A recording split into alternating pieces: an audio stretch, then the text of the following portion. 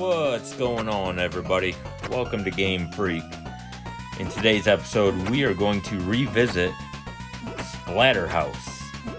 SplatterHouse is a 1988 beat-em-up arcade game, which eventually made it to home consoles. I originally played this on the TurboGrafx-16. I was thrilled that this was put in the massive game library on the Anbernic RG35XX. Due to its violent nature, as well as some questionable enemies, the TurboGrafx-16 port of SplatterHouse had a humorous parental advisory warning on the front of the box. The warning read this: "The horrifying theme of this game may be inappropriate for young children and cowards."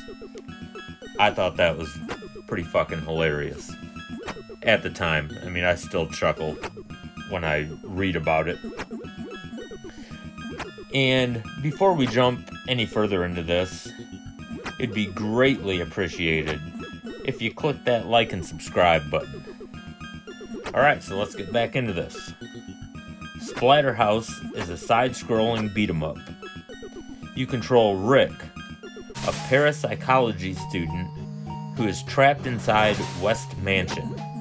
Might I add, Rick looks an awful lot like Jason Voorhees, which is cool with me because I'm a huge Friday the 13th fan. And considering the Friday the 13th game sucked on the NES, this was refreshing, even though it's not a Friday the 13th game. So where was I?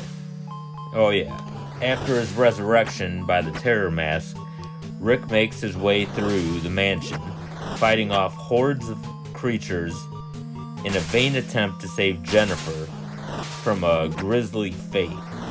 This game definitely has horror film influences from films such as Friday the 13th and Evil Dead. And might I add, both are great franchises. Every level consists of walking left to right with some occasional auto-scrolling segments. There are, however, alternative pathways through the sections of the house, like falling down through holes or jumping up onto ladders. The levels end in boss fights. Those fights take place in a single room. These boss fights weren't like most boss fights in other games at the time. These fights had varying objectives and styles. It was great to be able to revisit this game again on the RG35XX because I no longer have my TurboGrafx-16. It looked and played absolutely amazing on the Anbernic, just the way I remembered it.